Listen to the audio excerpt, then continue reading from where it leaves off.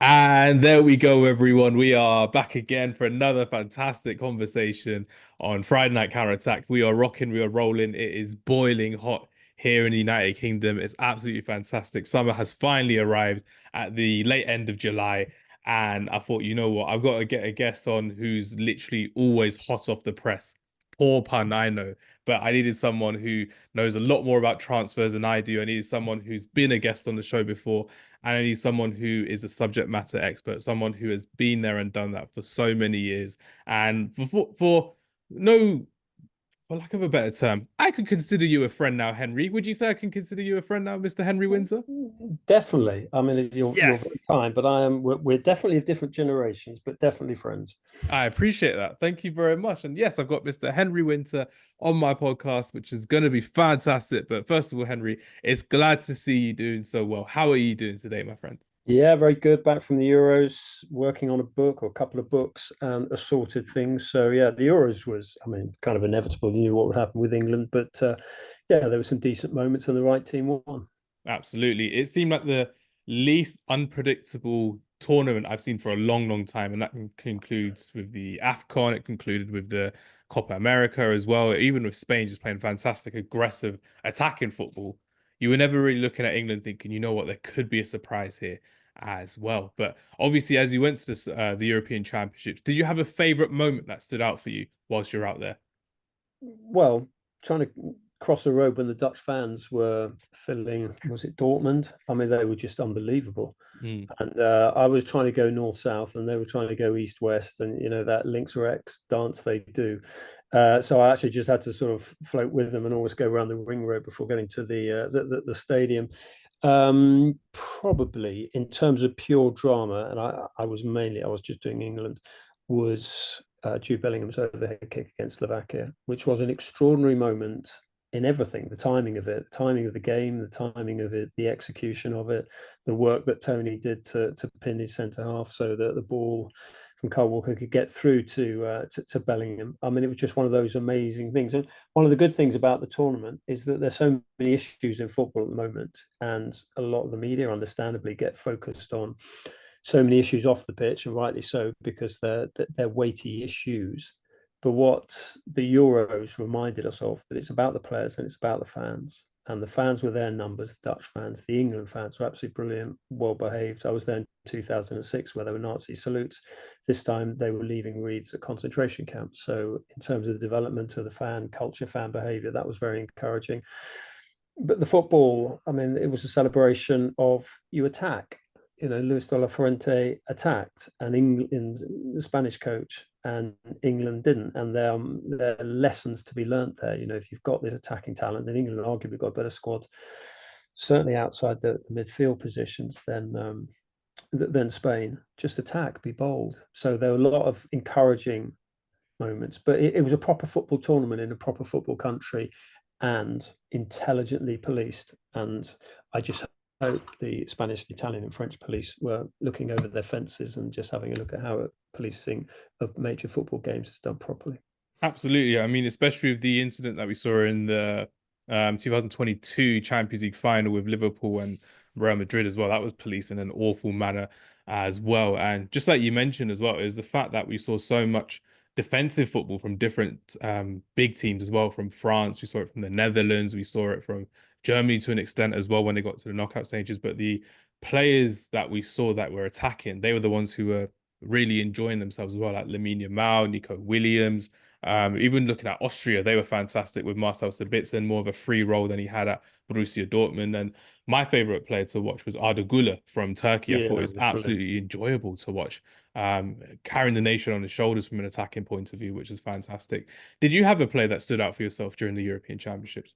Well, I thought Rodri was fantastic. Fabian Ruiz, Danny Olmo. I mean, the two Spanish wide players, Nico Williams and Lamine Yamal, absolutely.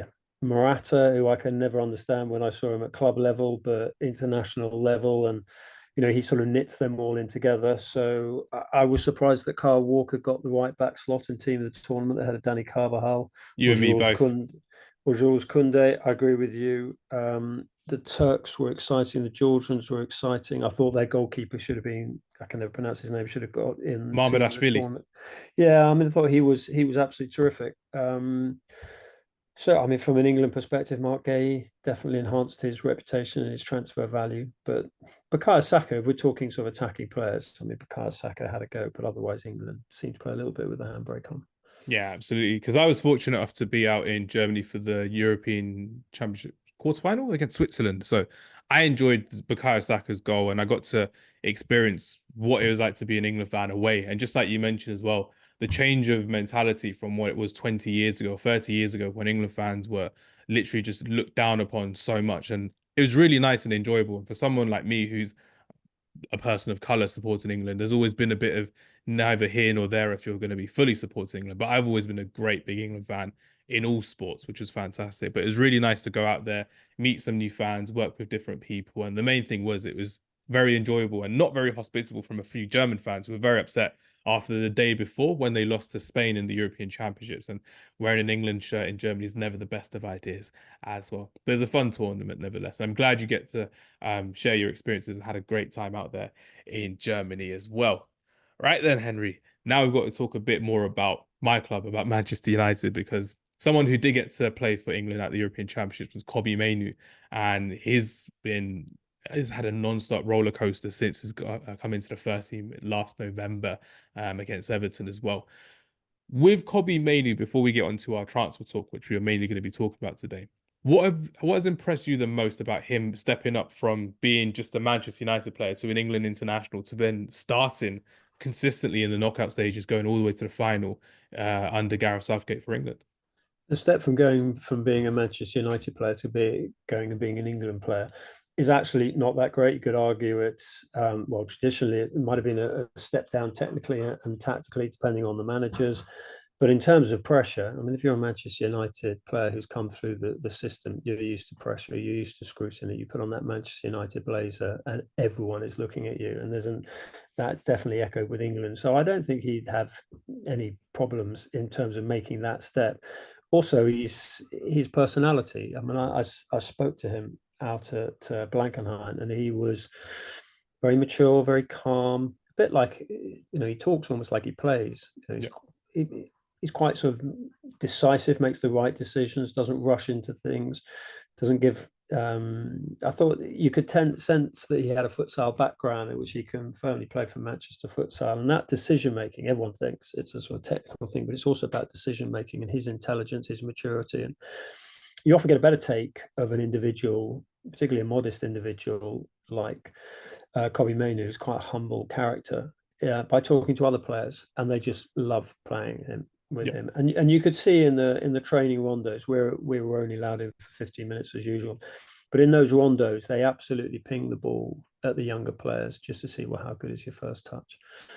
I remember Manchester United, Roy Keane absolutely pinging one at Rio Ferdinand in his first training session after joining from Leeds United, and Rio didn't control it completely right. And Roy says, well, you don't get much for 30 million these days, do you? So these players That really was when put Ole Gunnar pressure on him. Solskjaer said how much as well when we Yeah, had that as well. how I remember him much? saying that. That's right. How much? Yeah, I mean, absolutely. It's brutal. Rio obviously survived. You do okay. But he did okay. But Kobbie Mainoo, you could just see it. They were pinging the ball at him. He was controlling it. The one touch, two touch games, he was in training. He was outstanding, and I thought he was one of England's better players. I thought. I mean, I'm a huge Trent Alexander-Arnold fan, but I thought when Kobbie Mainoo then replaced Conor Gallagher, I just thought England had a little bit more forward thinking, certainly more than you get with Conor Gallagher, and also that defense security was Kobbie Mainoo's got. Absolutely. Because with Kobbie Mainoo going into the new season, there are talks of INEOS looking to make him the new poster boy of Manchester United, looking to renew his contract terms as well. So there could be a lot more pressure heading Kobbie Mainoo's way. But for everything that Kobbie Mainoo's had to deal with in his short but firm first season, not even full first season, but first full season in the first team at Manchester United, he's looking like he's taken everything under his first touch in a calm and composed manner, which is great to see from a Man United's point of view. But one talking point I need to talk about going on to, we're not actually, no, we're not going to talk about INEOS just yet. I can't not talk to you about Gareth Southgate. We've spoken about England, we've spoken about the European Championships. I'd like to hear your thoughts on Gareth Southgate stepping down as England manager, who you think would be a suitable replacement, and what can we kind of take away as fans and as people from the media as well from Gareth Southgate's tenure as England manager? So Gareth Southgate has a lot of support from the fans, for the players, and probably 99.9% of the media. I've always been a slight outlier, and I've had concerns over his inability to react properly, sufficiently, decisively in the game against Croatia, the semi-final of 2018, when the Croatians in the second half increased their pressing. They overloaded out wide on England's wing backs and dominated, pretty much took over. Modric was pulling the strings. Ditto in against Italy in the Euro 2020 final. The changes that Roberto Mancini made in the second half, taking a centre forward off and going to a false nine and bolstering his midfield, England couldn't really cope with that. And again, I think there are elements with Luis de la Fuente against Southgate, the changes he made at half time. Rodri obviously had to go off. And was it Martin? Can I pronounce his name? Zubimendi. Zubimendi. That's it. What a great name. Yeah, well, he came on and it was like he was, but they sort of went from a sort of 1+2 to a 2+1, with Olmo sort of in the pockets of space, and Foden and Bellingham were sort of moving towards the anchoring two, which created space. And the pressing that England had been so successful at in the first half, the Spanish only got through 5 times out of 30, just simply wasn't there in the second half, whether that was fitness, whether that was obviously De La Fuente's changes. And Southgate didn't really respond to that in terms of getting more attacking players on. I mean, Cole Palmer did come on and equalise, but you always sense that the Spanish were in control. Yeah. So Southgate deserves huge credit for changing the culture, for taking the fear out of the shirt, for ending the club cliques, for getting players enjoying reporting for England and playing for England again, for rebuilding relations between the dressing room and the fans. But it's just that final element, the in-game management, that just the slight slowness in making those changes, because when he looks around him on the bench, he'll realise what incredible resources he's got to call upon. I mean, that was a fabulous England squad that went to Germany. So yeah, issues there, but he goes with huge gratitude, and whoever comes in, and personally I think it should be Danny Olmo. It'd be classed as a manager, player manager. He would be Eddie Howe. I would absolutely have Eddie Howe, but with someone like Ashley Cole assisting him, because Ashley's obviously got, because he's got, I mean, it's not particularly original. I mean, just knowing Ashley Cole over the years and seeing what a good job he's doing in coaching sort of under 21s, and so I'd absolutely have him in, because you then get the connection with with the England dressing room. You've got one of probably England's most consistent footballer over the last 20, 30 years in Ashley Cole. He's been there, done it. He knows the pressure on players. So I definitely have him in there. But I personally think it should be our best against your best. And if our best is not good enough, and you think we're going to need to go down the Capello or Sven road again, then we have to invest more in St George's Park. We have to send properly a message to younger coaches who are making their way that actually the pathway isn't blocked. That if you go and parachute a sort of a Dutchman, or an Italian or a Spaniard, those countries with deeper coaching circles, with more pro license holders, which you have to be England manager to call on, then English football has to sort of rewind and go deeper and just develop more coaches, which is happening slowly in St George's Park. Is definitely a step in the right direction. Everyone thinks, it's England's training home, but it's a coaching hub first and foremost. So that all has to be done. And there are many issues in the world, in the football world, and in England's football world, and in the world of English football, sorting out we've got so many good players, but we actually don't have many good coaches to call on. I'm not sure Graham Potter's necessarily the right man yet, although he would fit the sort of the FA template. If they are going to go abroad, there's only one candidate. I mean, it's hilarious when you read about Pep and Jurgen Klopp. There's absolutely no chance. The obvious candidate is Mauricio Pochettino, who knows a lot of the players, having developed them at Southampton and Tottenham, and then obviously knows Dan Ashworth as well from his time at Tottenham. So he will be the one. But personally, I would go homegrown. No, that makes you a bit silly for saying Jurgen Klopp when I was out in Germany. I was asked by a young reporter called Miles Addy, who's working for LiveScore. It's like, who would you want as a replacement for Gareth Southgate? And I was like, Jurgen Klopp. He's free. I like his attacking style of football. But now you've said go for Mauricio He would Pochettino as a Jurgen Klopp would be absolutely brilliant. Jurgen Klopp would be the first choice, and he would get England over the line. If you'd appointed Jurgen Klopp and taken Gareth Southgate out of the equation, England would have won the Euros because of his personality and because of his tactical nous and his decisiveness. Harry Kane would have come off earlier. Cole Palmer would have gone on earlier. Elements like that. So Jurgen Klopp is. I just can't see him doing it. just the dream is a dream role, but not the dream country for Jurgen Klopp, basically. Yeah.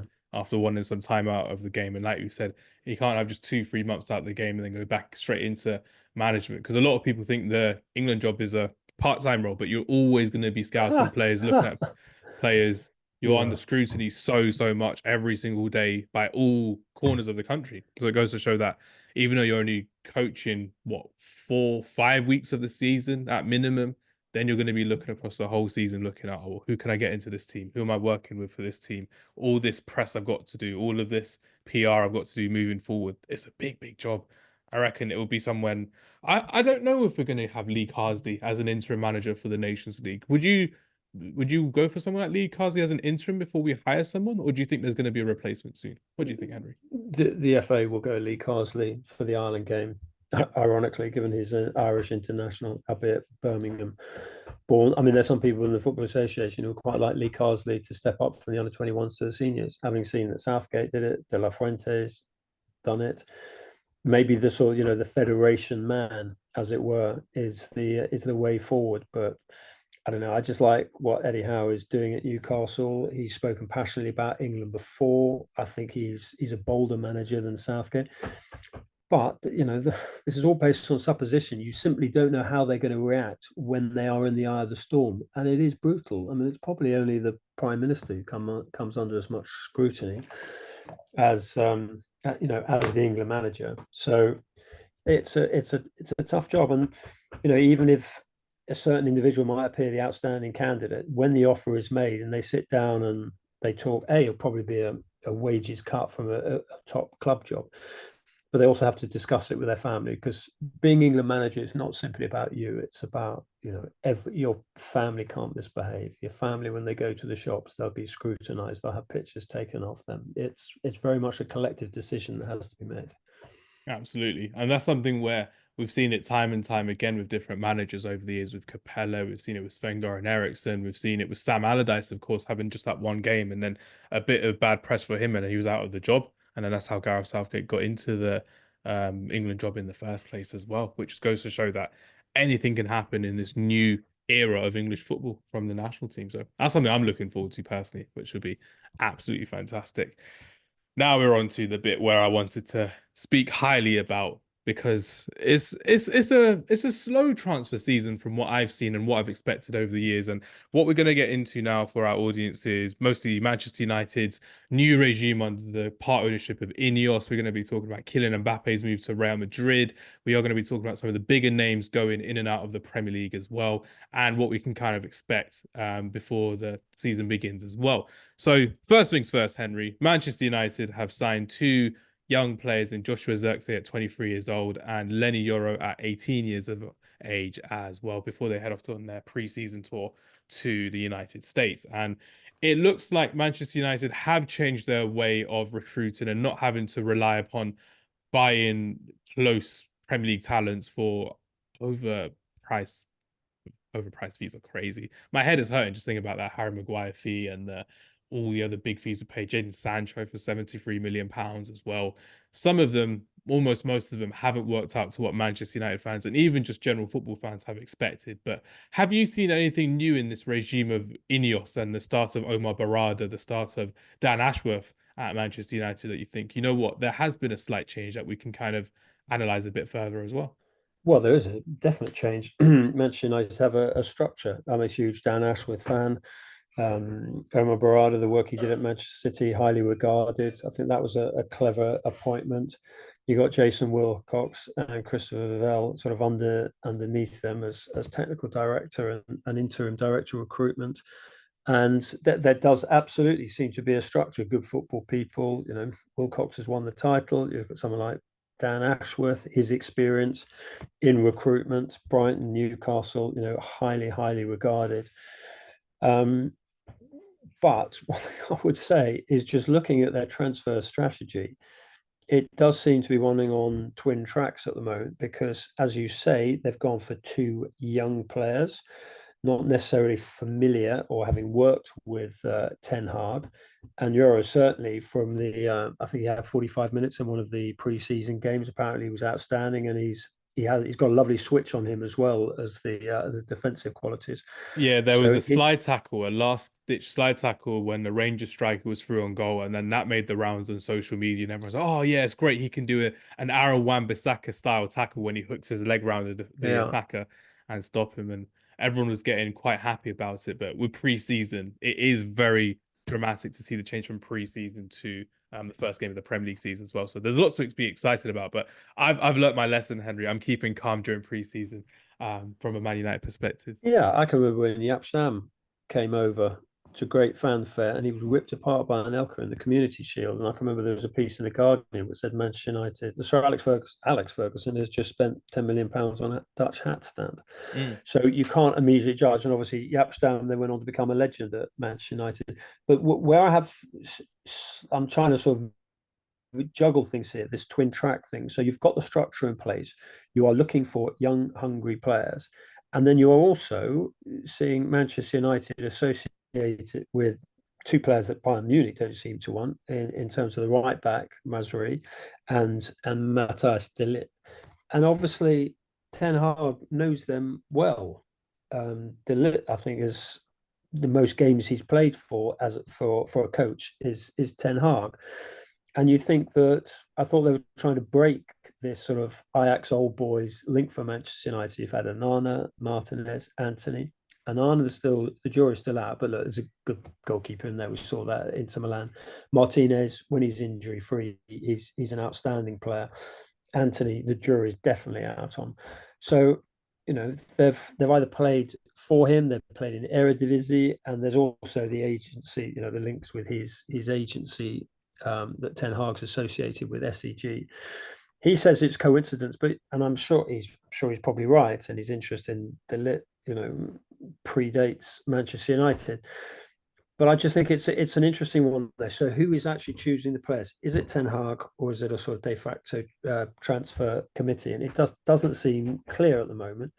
But look, if they're good players, and Euro certainly looks a decent buy, very young, quite expensive, but definitely a talent.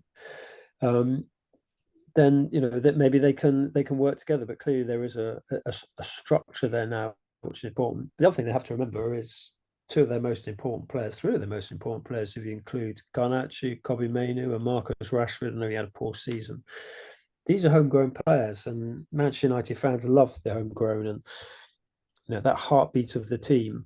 Was it going back to like 1927? There's been a representative or an old boy from the academy or the youth set up in Manchester United's matchday squad. That's a formidable statistic and one they should be rightly proud of.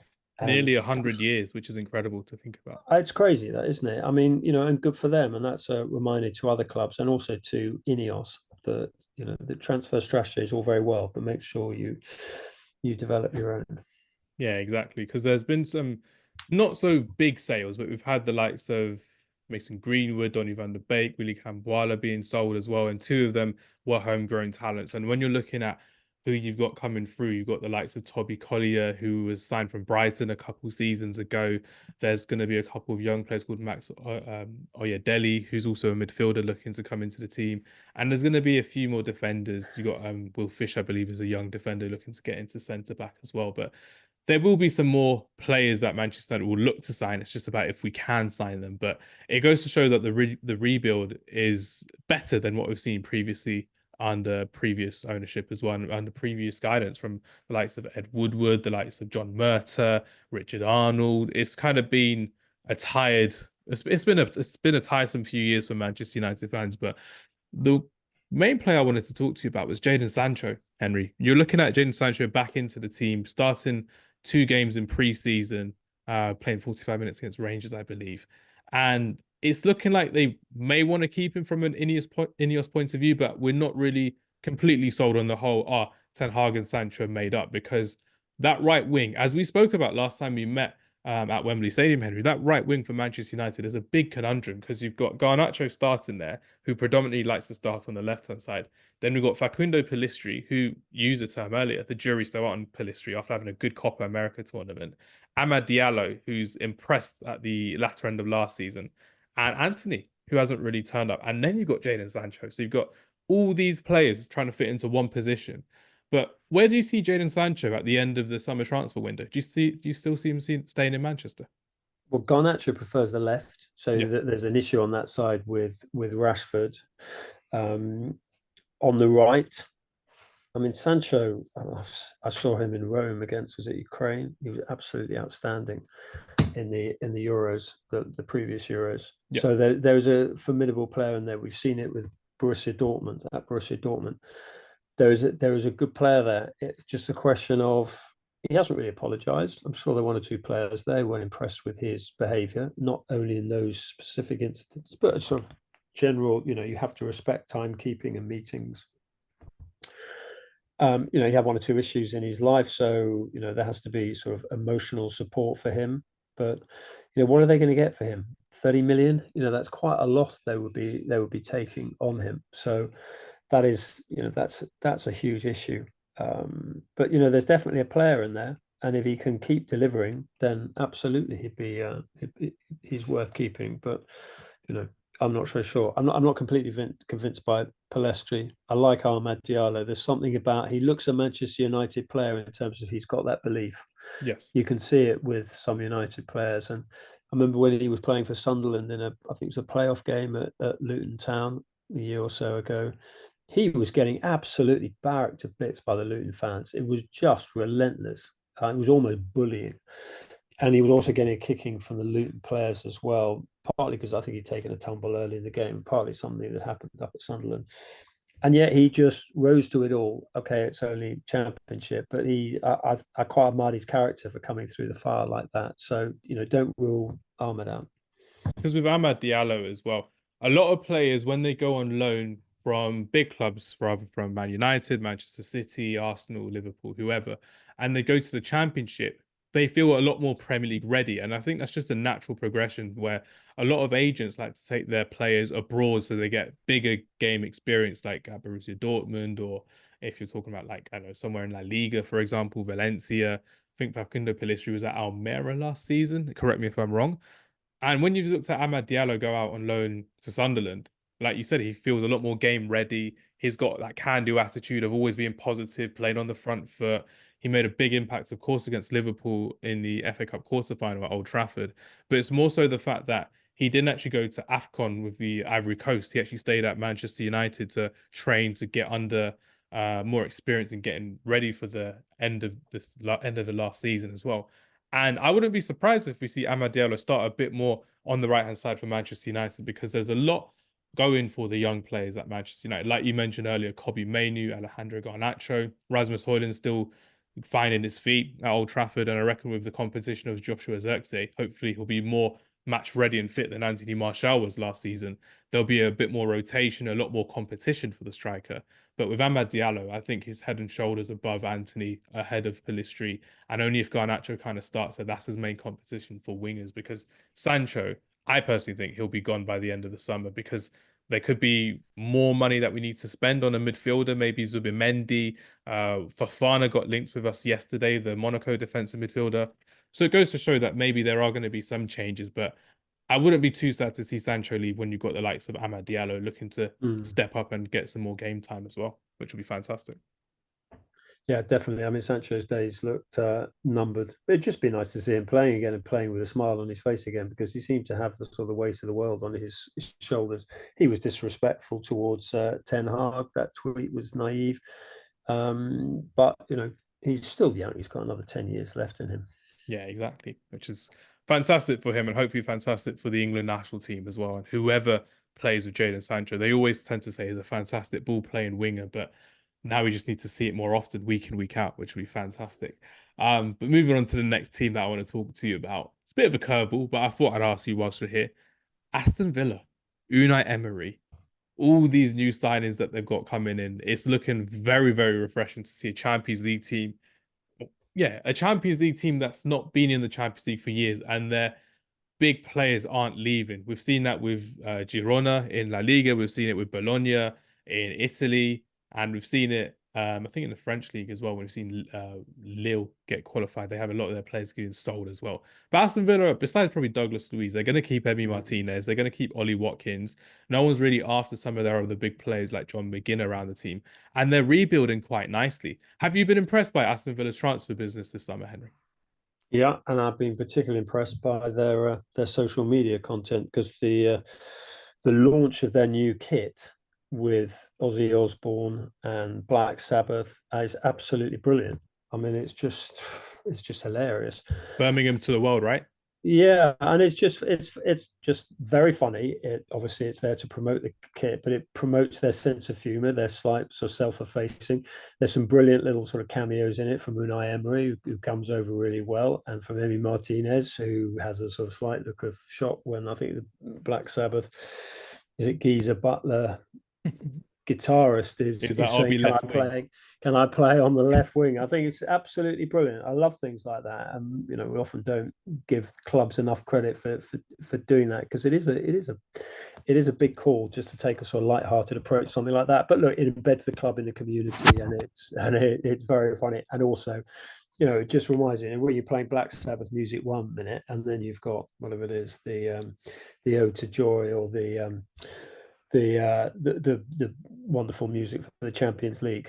That is just it's very, very clever. So yeah, Aston Villa, huge club. Going to look forward to going there this season to watch them. Always a good place to go. The Holt End in full voice. I think they'll be going back to almost like the early 80s in terms of, well, obviously being in the European Cup, but just that atmosphere there. And it's good because everyone talks about Manchester City's dominance and the big clubs, but it's brilliant that a well-run club, well-managed team with hungry players, as you say, they kept on. They kept Ollie Watkins, who I think one of the first. Well, I talked to him at the Euros, and I asked him, could he imagine, when he was playing for Western-super-Mare, that he would be scoring such an important goal as that in the semi-final to take England to the final. And then a lot of the other questions were, are you going to stay at Aston Villa? And I think he will because he's quite a sort of loyal character. Also, because you can see how Unai Emery's developed him. He wasn't drifting so much, wide. He was just sort of focused between the sticks, and it worked. And he's just takes the ball and he absolutely clinical in his finishing, as we saw. I was surprised it was voted only eighth best goal at the Euros because I thought it was a fabulous take and finish. So absolutely, and holding on to Emi Martinez, who people associate him with the what he did with the trophy and all that sorts of thing when Argentina won the World Cup. But anyone who's worked with him just knows what a brilliant individual he is, an absolute character, hardworking, quite humble, but obviously with a quite healthy sense of humor as well. So yeah, absolutely. Big bravado. Yeah, absolutely. To hold on to those two as characters as well as competitors is important. Absolutely. Because I'm looking at the Aston Villa team, what it's predicted to be the starting 11 for next season, and it's looking very, very strong. I mean, they lost Douglas Luiz to Juventus and they brought in Samuel Illing Jr., they brought in Lewis Dobbin, and they brought in Jadon Filongi. So they're three young wingers looking to get into this team. And you kind of mentioned earlier about Ollie Watkins not drifting out wide because under Steven Gerrard never played with wingers. He played with four central midfielders, and Watkins would have to drift out wide to chase within the channels. And now with Unai Emery playing this expansive football, and now they've lost Musa Diaby, of course, as well to Saudi Arabia. Now they're going to be able to play with three younger wingers who are going to be able to compete against the likes of Leon Bailey in the starting lineup as well, because it's going to be very fun and very interesting. But the signing of Amadou Onana, that just came out of nowhere for me when I was looking at actually Onana didn't have to leave Everton because he was pretty good last season. I like watching him with Gay and Decore in that midfield trio at Goodison Park. But Onana getting into Champions League football after impressing in a way for Belgium at the European Championships, it goes to show that Unai Emery will be looking to develop more young players moving forward. And I think he's got that capability about him because he can do it with anyone of any age. And we've seen the increase of quality from Ollie Watkins, from Steven Gerrard, Ollie Watkins, to Unai Emery, Ollie Watkins. And the same could be said for the likes of John McGinn, Matty Cash as well, the right back. And for me personally, Ezri Konsa, getting into the England squad was a big responsibility for Ezri Konsa. And he was fantastic against Switzerland as well. Have you noticed like that regarding Unai Emery as well? His increase of approval all around the pitch? Yeah, I mean, you have to look at Steven Gerrard pre and post Michael Beale to sort of make a fair comparison there. But absolutely Emery as well. I mean, he's got a lot to prove English football, and he's certainly proving it. And you can see how the players are responding to him. I mean, you talk to the players there, and they go, "He's the first one into training. He's the last one out of to leave the training ground." How they actually know that, I don't know, because they wouldn't have been there at the time. But he does absolutely have this reputation. He also doesn't really stand on ceremony, and he moves them around. On Amadou Onana, I mean, he had to leave Everton because Everton were juggling their PSR figures, and they looked at which players they could most afford to lose and get maximum whack from, and he was clearly one. Do you think they missed the ball there by not selling Jared Brandtwaite for 50 million to Manchester United? Well, they may do, but they want more than 50 million. Yeah. Partly because they have to give a chunk of it onto Carlisle, um, but also because they're looking at Manchester United and they're thinking, should we be bullied by you? You're one of the teams who wanted to destroy English football with the European Super League. You've got some of the worst but wealthiest owners in the Glazers. You've got a new co-owner who wants to make a statement. I was really surprised Branthwaite didn't go to the Euros.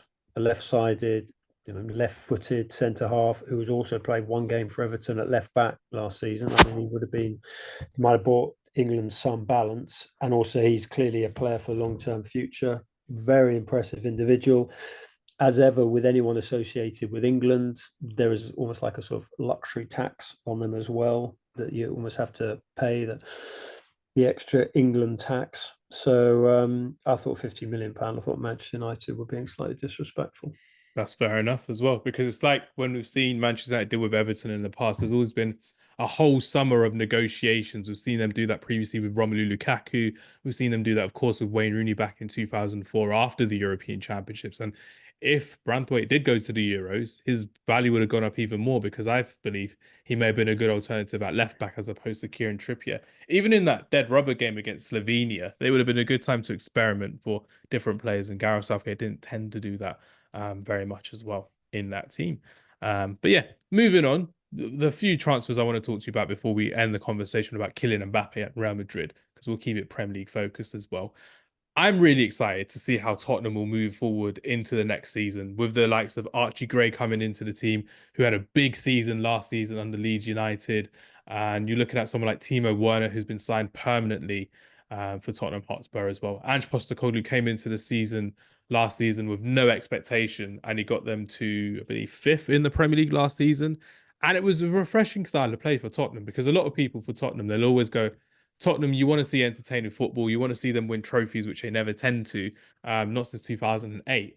But it looks like a step in the right direction. They're signing younger players. They're looking to get rid of some of their older players. So obviously, Eric Dyer's left officially for Bayern Munich. And we've seen the likes of Ndombele release, Sessegnon release, Troy Parrott being sold on a permanent deal as well.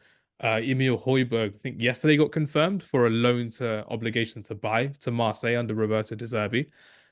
Are you a bit excited about Spurs for the next season? Because for me, I can't not get excited for them, even though I'm surrounded by Spurs fans all the time. But it's quite good to see their style of play and to see their new players that they're looking to buy. Well, I'm definitely excited because they've got the best stadium in the Premier League. They've got the second best training ground in the Premier League. They've got an outstanding manager with the right principles, the right attacking approach, and they have signed in Archie Gray, one of the best talents in the Championship. Hardworking, can play fullback, can play in midfield, can play slightly further forward, as echoing his family's great tradition at Leeds United. I think if Timo Werner understood the offside trap, which, to be fair, I think a lot of us would quite like to understand offside. But he really needs to sort of curve his runs better because he's got the pace. I think they'll be exciting to watch again because that's what Ange does. Yeah. It's going to be very enjoyable as well because they're looking like they want to compete more at the upper echelons as well. But with Europa League football, that's going to be a big competition for Spurs to look to challenge further and further and as well to grow their worldwide status as well. But for Aston Villa to jump them last season, I thought it was a very cool ploy by Unai Emery. The signings he made last season were fantastic, and it looks like they're not going to be missing anytime soon as well. So those are the kind of teams I wanted to talk about from the Premier League as well, because the main transfer that we've seen this summer hasn't been a world record fee of sorts. It's been a free transfer with so many different benefits. Kylian Mbappe from PSG to Real Madrid. Henry, I need to know, are you going to go to the Bernabeu to see Kylian Mbappe in the Champions League next season? Is that on your wish list for next season to see him play in this new format of the Champions League as well? Because that looks like a scary team for Carlo Ancelotti to manage as well. I'm not saying scary for Carlo Ancelotti. I'm saying scary for the rest of La Liga and for European football. It'll be interesting to see how he juggles them all. Yes. Whether Vinicius plays more central. Jude Bellingham has shown that he can cover to the left when Vinny Jr. was playing more central. And then Kylian Mbappe, as everyone knows, is best coming in off the left rather than as a sort of centre forward. So they've got to sort of juggle all these things. They've got Endrick as well. I mean, they've got some fabulous talents floating around. Well, the first thing I'm going to look at when I go there is the rebuilt Bernabeu, Bernabeu. because it is just stunning what they've done there. I mean, I've saw it on about 4 or 5 occasions when they were just sort of starting and completing the building work, but not being when it's just completely full and all the fans back in. And then also to go and see Carlo, because Carlo is just one of these great characters, just one of the good men who puts football into perspective, but also understands the sort of global and local passion for it. So yeah, I think they're good. They're going to be fantastic to watch. But as was seen during the Euros, Kylian Mbappe has got to raise his game. Obviously, he had the injury, which was unfortunate, and the mask was, in every sense, figuratively and physically, he needs to rip the mask off and show us the real Kylian Mbappe, because there's a special player in there, but you wouldn't have him in the elite, well, the top sort of 2, 3 players in the world at the moment when you look Yeah, at the form of Vinicius and Rodri and Bellingham last season. that was my top three list that I said recently this summer as well. I was asked by a reporter outside for goal from the game against Switzerland. He was like, "Who are your top three players in the world?" I said Vinicius, Rodri, and then Jude Bellingham. So again, Henry and I have telepathic memory. I love it. It's very much appreciated from my side as well. It's also been appreciated is this fantastic conversation that we've had on a lovely summer's day. And for a lot of people, when they're thinking, "Oh yeah, football's kind of done for a couple of weeks," it's never really done for someone like myself, and especially for someone like Henry as well. Before I let you go, Henry, I do have to say thank you very much for your time. It's been a big pleasure as always. But My pleasure. what can we expect from you over the season coming up? Because you seem to be the busiest man in football right now. Well, yeah, I mean, Substack's good. I mean, it's quite fun just to sort of do your own stuff. And then I've got 2 books on the go. I've got a radio program. Obviously, social media is mad and fun, and keep feeding that. And I really enjoy that. Enjoy the interaction on that. Radio, television, the usual thing. I mean, you know what this game's like. You're not just, well, it's the same message, but just different platforms, Yes. whether it's 50 words on Twitter, whether it's a 110,000 word book, probably 105,000 when the lawyers have had a go at it. I mean, all those sort of issues that, you can just sort of express them in at different lengths. But I mean, football is a sport that never sleeps. I Yeah. mean, even during this summer, we're about to get the Olympic football. So there you go. Will you be heading to Paris to watch that? No, but I'll be watching because some of the players. I mean, I would add a cautionary note that Julian Alvarez has already played 68 games this season. He could have what 4, 5 or more in the Olympics. I mean, that is just a crazy workload. So I think that is going to be one of the issues next season. And I think at some point the players will seriously think about going on strike to make FIFA and UEFA see sense. I would expect that soon too, as well, because we've seen the likes of Tony Cruz speak out against FIFA, and he only retired this summer too with the game load as well. And then when you're looking at the Spanish national team as well, Alex Baena was in the Euro squad, and he's also going to the Olympics. Fermin Lopez was also in the Euro squad going to the Olympics, and Paul Kubarsi, the 17-year-old centre back from Barcelona, is going to the Olympics. He wasn't in the national team for the Euros, but again, it's a full circle of football all year round. La Liga starts earlier this season as well compared to in previous years, and it goes to show that for a lot of players, we're not getting the best out of some of these players because they're burnt out very early in the season. It's not fair on them. The winter breaks aren't long enough as well, and that could be a podcast for another time as well, talking about the burnout of certain players as well, which is a robbery of their talents, a robbery to their managers, and a robbery to the fans, and a robbery to the sport at the end of the day, which is unfortunate to see and unfortunate to speak about as well. But these conversations need to be had nevertheless. But yeah, everything from my side has been absolutely fantastic because I can never be burnt out from speaking with someone like you, Henry. The conversation we have is Me too, Hamza. I appreciate it. It's a lovely way to end the conversation. Everyone, thank you very much for listening. Do find Henry Winter on all of his social media pages. And to be fair, if you watch Sky Sports News, follow Talk Sport, The Athletic, you're never really far from the great Henry Winter, which is fantastic. But no, everyone, thank you very much for listening. Take care, and we'll see you next time.